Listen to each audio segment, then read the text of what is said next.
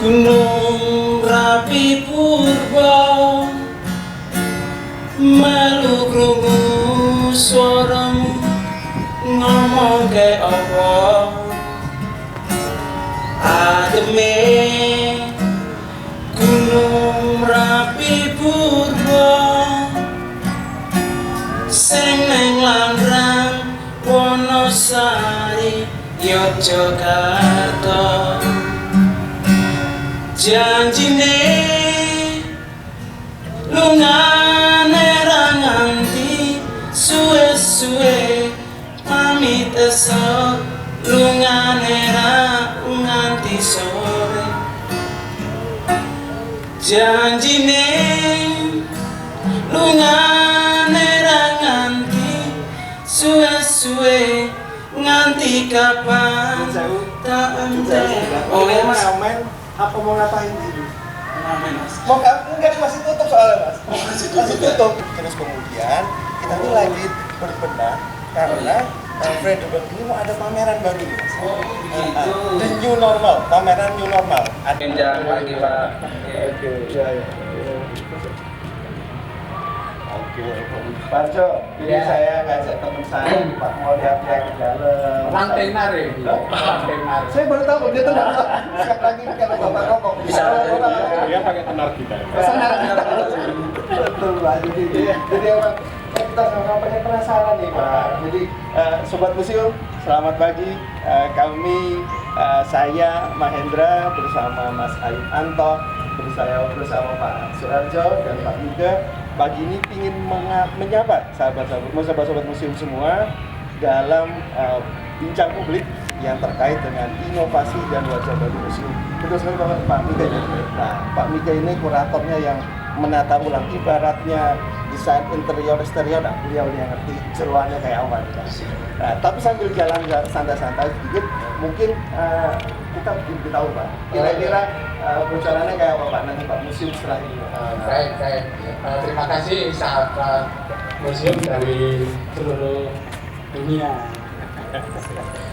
Juga Mas Ayub yang penasaran pengen Iya pak. Penasaran banget saya ini pak. Saya mudik loh Pak. Kami sampaikan bahwa Museum Benteng Republik Jakarta memang selama pandemi dari tanggal 15 Maret itu tutup kita karena protokol kesehatan. Kemudian dalam waktu dekat ini kita sudah akan membuka lagi dengan uji coba operasional terbatas. Insya Allah tanggal 28 Juli sampai tanggal 30 kita akan tutup dulu. Nanti kita pantau, kita kaji, kemudian baru kita buka untuk di bulan Agustusnya. Oh, Walaupun dicobain 28 sampai 30 itu Pak ya. Tapi walaupun museum tutup selama pandemi, tetapi teman-teman itu tetap punya kreasi. Oh, apa itu Pak? Ya, kita hidupkan media sosialnya museum, ada di webnya, ada Twitter, ada YouTube-nya. Iya. Itu kita hidupkan dengan kegiatan-kegiatan baik intern maupun kerjasama dengan komunitas dan lain-lain. Jadi secara online tetap ada activity di luar Pak ya. Oke. Kegiatan secara online walaupun museumnya tutup. Iya. Untuk membuka adaptasi kebiasaan baru, Adaptasi kebiasaan di tahun 2020 kita awali dengan pameran kolaboratif tematik tentang arthropoda dan juga nanti ada beberapa koleksi dari Museum Benteng Republik Jakarta. Jadi bekerjasama dengan Fakultas Seni Rupa Institut Seni Indonesia, tempatnya Pak Mika ini, beliau sebagai kurator dan senimannya ada Mas Lutse Lambe. Nah, kami jelaskan inovasi-inovasi. Mengapa? Nah, inovasi yang ada di Museum Benteng selama pandemi dan selanjutnya nanti sudah kita persiapkan bisa dinikmati oleh pengunjung. Namun sebelumnya kami jelaskan dulu bahwa ada filosofi yang dapat kita pakai dengan tema pameran arthropoda, dari kata arthro dalam bahasa Yunani kan artinya ada ada buku, ada segmen. Iya. Nah, dengan adanya pandemi itu kita kemudian harus berpikir ulang untuk mungkin jangka tidak tahu ya berapa lama itu kita harus menyesuaikan ini perubahan kebiasaan baru ini. Nah, di antaranya kita sudah siap dengan media sosial kita, dengan kegiatan online. Nah, segmen itu kalau diartikan oleh musuh akan menata lagi segmen kita, segmen gitu. Kemudian kalau buku itu kan tempat belajar menimba ilmu. Museum ini fungsinya adalah tempat penguatan pendidikan karakter bagi generasi muda. Nah, museum benteng ini berbasis pelayanan prima dan berintegritas dalam penguatan pendidikan karakter. Nah, kemudian ada yang menarik lagi terkait dengan arthropoda tadi, dengan binatang yang berkaki panjang ya. Kemudian harapan kita juga kita nanti jangkauannya museum akan lebih luas lagi dengan online itu apa. Termasuk nanti juga ada satu lagi filosofi dari arthropoda, bahwa arthropoda itu matanya ada tunggal sama majemuk yang bisa untuk mendeteksi apa. Tapi jangan dibocorin semua, Pak. Iya. Ada kesempatan, Pak. Prinsipnya kita akan berusaha untuk membuat inovasi baru menyesuaikan adaptasi kebiasaan baru itu, sehingga museum wajahnya menjadi baru. Salah satunya ini kita awali dengan kerjasama dengan Mas Mika dari Fakultas Seni Rupa itu. Nah, inovasi yang ada di depan antara lain nanti pengunjung itu sudah beli secara online ya. Juga langsung dengan ATM, dengan apa tidak perlu cashless ya, tidak perlu cashless ya. Ya, kemudian juga ada barcode untuk nyekat. Termasuk nanti semua pengunjung itu ada barcode nomor HP yang tertera di situ, sehingga nanti kalau ada apa-apa ada bukti itu bisa dibaca. Betul. Dan depan ini sudah ada inovasi baru itu. Saya kira itu ya. Nah, Pak Mika ya. Pak, kayaknya hasratnya Mas Ayu dan saya buat masuk ke dalam melihat lebih eksploratif lagi, Pak. Kayaknya sudah tidak tahan. Mungkin kan kalau misalnya bantu Pak Mika gitu, sama Pak Arjo diantar, Pak. Kita pengen tahu gitu lah, Pak. Di dalam itu apa kemudian bentengnya dicat warna-warna atau gimana gitu, Pak. Nah, ini yang lucu gitu ya. Saya ingin menunjukkan satu hal dulu ya. Oke, ayo apa, Pak? Nah, di bawah ini ada karya merah ini, laba-laba ini, yang nanti akan menyambut para tamu agar bisa masuk ke benteng. Betul. Nah, ini adalah materi yang unik kan? Ini dari apa ini? Oh iya, itu makan. Dari Anjing mantel ini. Jadi ini kreasi dari pematung Pak Lutse Lampir Dalian. beliau itu dosen juga di sini jurusan seni patung. Kebetulan beliau bekerja sebagai dosen patung dan berkarya di luar.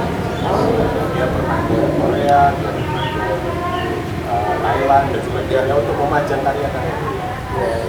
Salah satu kesempatan Museum Benteng Kredebok mendapat karya beliau di display di sini kira-kira 2 bulan Pak. Atau lebih, atau nggak tahu terbentuk kepala. Nah, ini adalah bagian kecil dari karya-karya yang akan didisplay nanti yang akan dibuka 28 untuk dicoba ya. Nanti mungkin semoga bisa lanjut, moga-moga di Jogja ini tidak terus-terusan baik ya. Iya. Itu harapan kita semua, harapan kita semua. Bisa nggak nih Pak? Hah? Bisa. Bisa bikin buta ya. Kalau dicolok. Iya benar. Ayo Pak, kita diajak ke dalam dong Pak. Ini biar sahabat-sahabat museum juga tidak tahu di dalam kayak gimana Pak. Oke, baik. Ayo. Kita masuk. Ada banyak Pak tapi Pak ya. Ini ada instalasi apa namanya? Ada seperti pertemuan. Anunya udah laba-labanya keluar. Bentar, Pak Ansor ini tapi saya ngajak Mas Aib nggak apa-apa toh Pak? Buat Iya, boleh. bukan penumpang silahkan memang gratisan. Ya masuk di halaman yang kita lengkapi dengan wifi yang kencang nanti yang bisa untuk kegiatan-kegiatan. Tapi mohon maaf ya, saya kayaknya Monggo, Pak. ada keperluan sebentar nanti biar mau ngecek bisa persiapan ya, new normal. ya adaptasi normal baru. Nanti bincang-bincangnya dilanjutkan dengan Mas Rosid, ini pemandu kita yang sudah siap menemani sahabat museum semuanya. Nah saya sebentar nanti bisa ada keperluan sih. Baik, Ya, Pak. maaf ya nanti. Gabung lagi nanti. Iya nanti kalau gabung lagi. Jangan jauh-jauh ya, Pak. Ya, terima kasih ya. Monggo Mas Rosid. Monggo Pak Rosid, nanti pandu Pak. Ya. Jadi kenapa merah? Karena memang laba-laba ini dibuat satu simbolisasi dari merah putih atau kayu dari Jepang. Instalasi ya Pak, ekspresinya Pak. Nggak mau kalah sama musim-musim di luar negeri. Oh iya. Oh iya.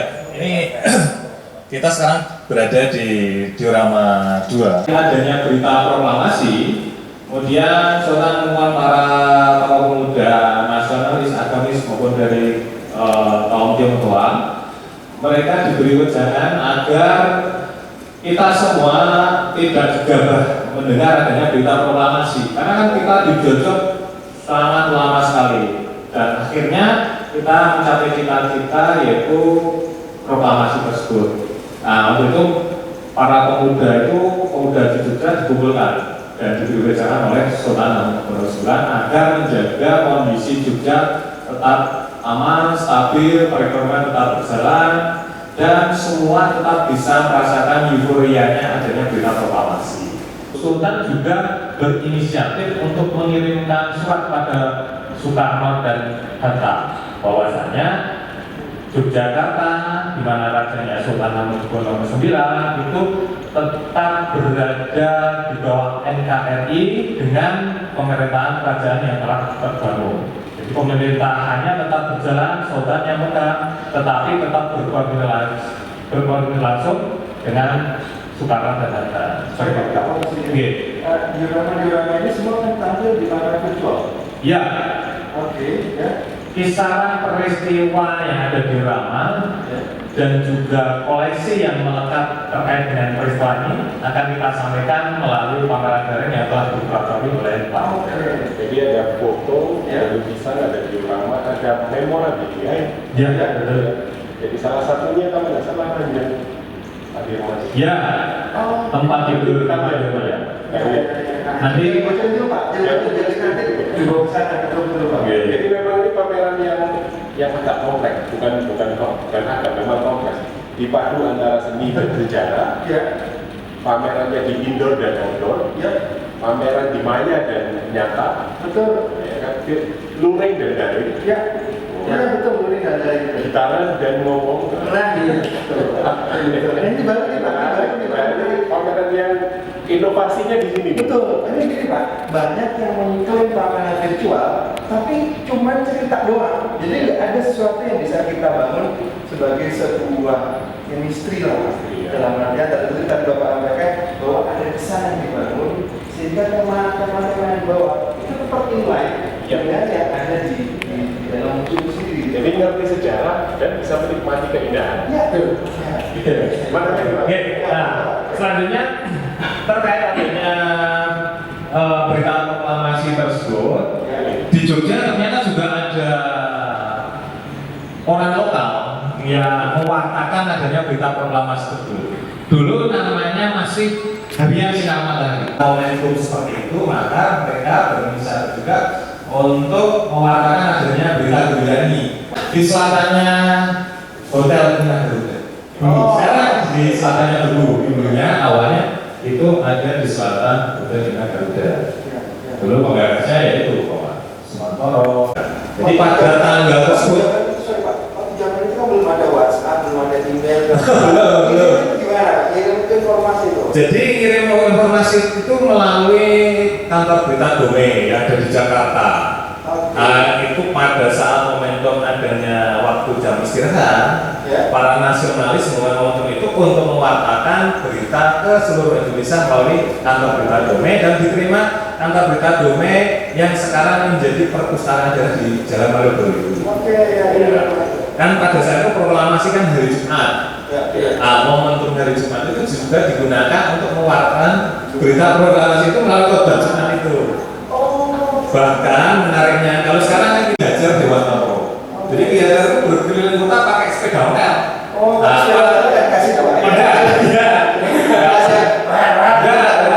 Jadi sekarang itu saat pandemi ini kan banyak pada hobi sepedaan. Ternyata zaman dulu pahlawan kita diajar di Warnapro juga suka bersepeda, bahkan digunakan.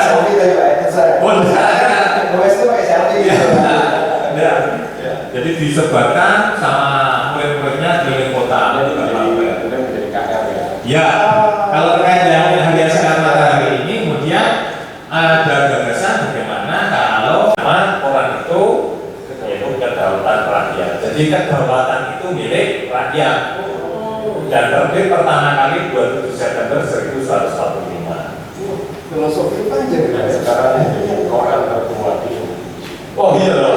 Oh iya. Kayak itu kan. Yang kedua setelah pikiran saya. Oh setelah. Mesinnya ini. Ini mesinnya. Ya salah punya. Ya. Iya. Ini bukan mesin jahit tuh mas.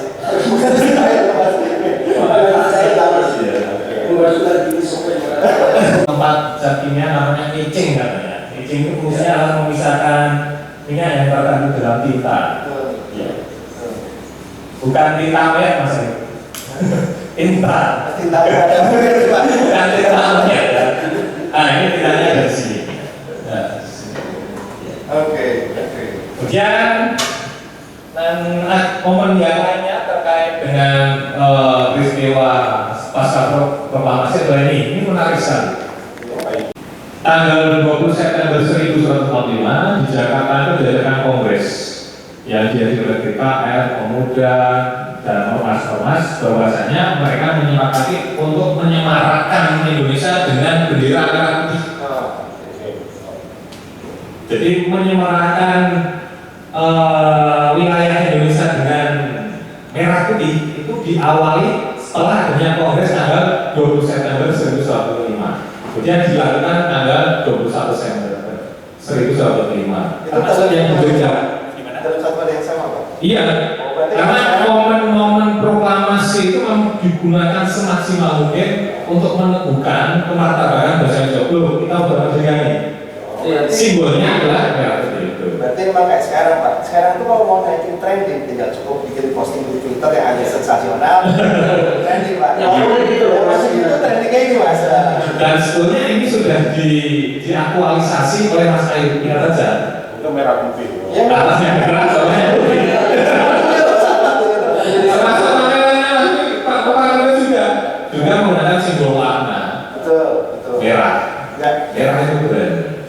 Kemudian pada saat itu sebetulnya sasaran awalnya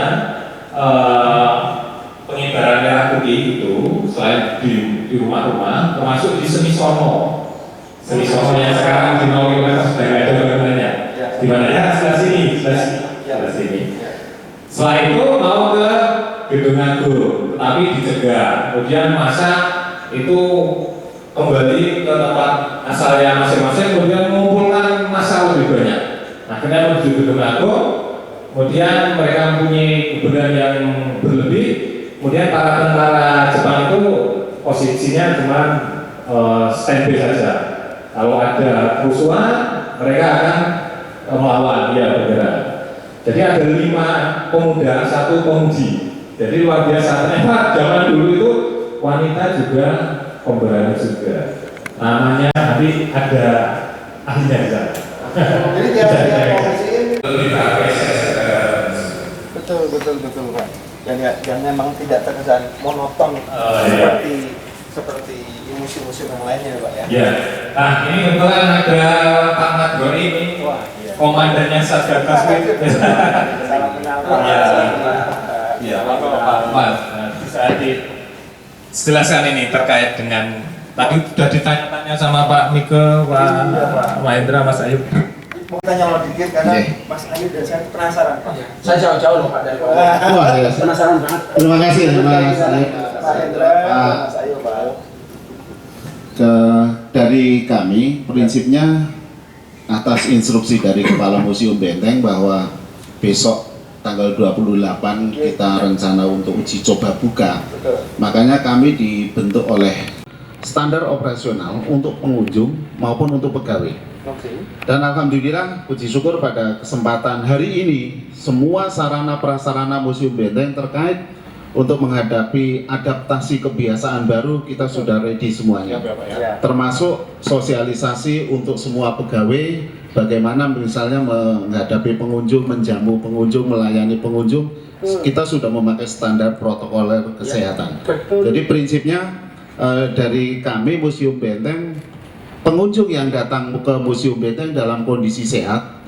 Sebaliknya kami dari Museum Benteng, para petugas kami, pegawai kami juga dalam kondisi sehat.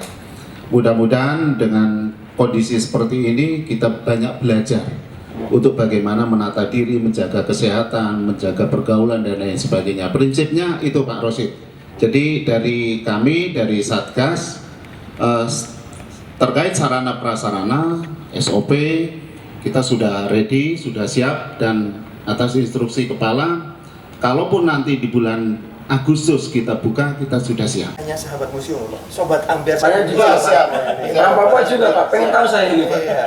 Tapi seperti Dia apa pengen- museumnya? Tiba-tiba Mas saya pengen konser di sini kan. Satu saat siap Pak ya. bisa ambil mana siap ya Pak? Siap. Sini. Oke, Pak.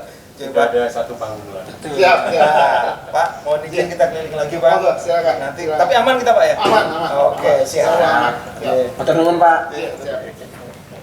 Pak Mika, kalau misalnya sedikit terkait dengan rencana pameran ini Pak, sebetulnya korelasinya antara seni dan sejarah ini seperti apa sih Pak? Maksudnya apa yang kita bisa connecting? Saya bisa mengatakan betul begitu Pak. Oke. Nggak ada peristiwa, Ya. nggak ada ketika orang masuk museum sejarah disambut dengan karya seni, Ya. itu artinya kita berada di satu situasi yang ketika orang masuk itu sudah disuguhi oleh keindahan. Jadi jangan kemudian hanya melihat bahwa Tunggu dulu sih Pak, mumpung hidup kita Pak. iya bener ya. Ketika kita misalnya berkait dengan urusan yang sejarah-sejarah yang kadang-kadang berat, gitu ya. Nah, kita Kadang monoton Pak. dihibur. Ya, kadang bukan monoton Pak, menciptakan sejarah. Kalau dengan konsep-konsep yang kekunoan lah. Kalau anak-anak sana kan millennial friendly itu kan selalu dengan bahasa-bahasa yang instant fresh segala macam. Nah, ini menyajikannya gimana Pak? Ini menyangkut kebutuhan museum juga. Betul. Jadi ketika museum itu, ya Museum Benteng ini kan museum bangunan ya, heritage ya. Jadi dia tidak bisa diolah-olah dengan mudah. Yang Pengabet Selatan itu dulu digunakan sebagai ruang tahanan VIP. Ternyata tidak hanya Bekerspe tahun 1812 pada masa penjajahan Inggris. Itu kan pasukan Inggris menyerang ke keraton. Kemudian keraton otomatis dapat ditangkap dengan mudah karena kekurangan persenjataan. Kekuatan militer kita jauh. Modernitas militer pada saat itu kita masih jadul ya. Kita masih tombak, panah dan lain sebagainya. Ditempatkan di situ. Kemudian beliau selanjutnya dibuang ke Pulau Penang. Iya, selanjutnya pada saat itu banyak harta karun keraton pada saat itu dipindahkan ke benteng ini. Kemudian selanjutnya dikirim ke Inggris. Jadi di British Museum, saya belum pernah, mungkin Pak Mikir sudah pernah. Di sana itu banyak benda-benda koleksi Kesultanan sejak pada itu. Iya. Harus tahu banyak gitu. Kalau masalah karun begini. Iya. Saya sedang pikir sekarang bahwa Ya, itu memang betul. rampasan perang Inggris dari keraton. Kita punya nggak Pak semacam dokumentasinya bahwa bisa dilihat di online-nya. Luasnya total Totalnya. itu sekitar 22.000 meter persegi. Oh ya? Kalau bapaknya tadi saya sebut 824. Oh saya beli Apa harus pakai bentar? sampai berusaha. Kalau Mas Ayu pakai kamu gosok. Iya. Monggo Pak. Ya, terima kasih. Sebelumnya kami ucapkan selamat pagi dan selamat datang di ruang laboratorium Musuh Benteng Jakarta. Ruang laboratorium ini yang bisa kita gunakan untuk konservasi koleksi. Jadi kami ini bagian konservator, memiliki tugas salah satunya adalah merawat dan memelihara koleksi. Semua koleksi yang ada di Museum Benteng ini kita pelihara, dirawat dengan baik. Jadi pada garis besarnya konservasi ini ada dua macam, yaitu konservasi yang bersifat preventif dan konservasi yang bersifat kuratif. Ya, kalau preventif itu sifatnya pencegahan di ruang tata pamer maupun di ruang storage. Sehingga kalau ada kerusakan itu yang reproduksi atau karat maupun itu jamur, segera kita lakukan tindakan pemahaman. Kemudian Tapi memungkinkan Ya. untuk kita Dipasarkan. samakan Dengan seniman-seniman yang lain lagi. Masih- Bisa bersama, bisa tunggal bersama. Sudirman itu kita bisa lihat bagaimana beliau itu bersikap saat adanya peristiwa agresi militer Belanda kedua 19 Desember 1148. Ya. Pada saat itu sebetulnya beliau itu pada masa pemulihan stamina pasca operasi karena beliau saat itu sakit TBC Betul ya. dan beliau di operasi di Pantirapek. Betul. Ya. Selanjutnya dengan adanya kondisi seperti itu, adanya pesawat sedang meraung-raung di langit Yogyakarta, kemudian beliau berinisiatif untuk melaporkan kondisi ini kepada Soekarno. Kemudian beliau menunggu instruksi selanjutnya seperti apa. Akhirnya beliau mengutus Kapten Suparjorusam. Jadi masih ingat Pak Mikas? Menteri Dalam Negeri. Menteri Dalam Negeri. Ya, Pak benar. Iya. Dan kemudian saat beliau kembali dari gerilyanya, gerilyanya lama sekali sekitar 6 sampai 7 bulan. Saat mau kembali ke Jogja tanggal 9 Juli itu beliau sempat singgah di Piungan, Oke. di Piungan situ, Iya. Jakarta, Jalan Wonosari situ? Jalan Wonosari itu. Oke. Nah, beliau singgah di rumahnya Ibu Hadi Suswoyo, kemudian tidur di tempat tidur. Oh ya. Iya. Ini kasurnya dijemur berapa tahun sekali? Bidang materi yang ada di ya, kita masih tahu betapa kita kaya. Betapa kita kaya. Loh, saya baru tahu loh Pak, bahwa Takar ini kirim ke luar. Ternyata. Oke. Iya Pak Jo, kita udah muter-muter dan kita penasaran banget Pak. Sampai Mas Ayu tadi sampai tanya helmnya tentara pelajar tuh Pak, kok nggak ada SNI-nya gitu loh Pak? Tapi Sampai RI, RI Pak. Iya Pak Jo. Penasaran mau kunjung di sini lagi ya? Penasaran banget ya. Seharusnya. Pengen tahu lebih dalam gitu loh Pak. Iya, apalagi tadi kan mengajak dijelasin. banyak orang ke sini ya. Betul, apalagi tadi dijelaskan sama Pak Mika bahwa ternyata ada virtual guide yang bisa kita gunakan melalui pameran daring tadi itu Pak. Nah itu, ini sebetulnya kalau anak-anak kekinian kan nggak mau repot nih Pak. Oh ya, nggak usah pakai tour guide, yang penting ada virtual guide. Ya, dan itu kalau emang sudah ada, mari kita manfaatkan.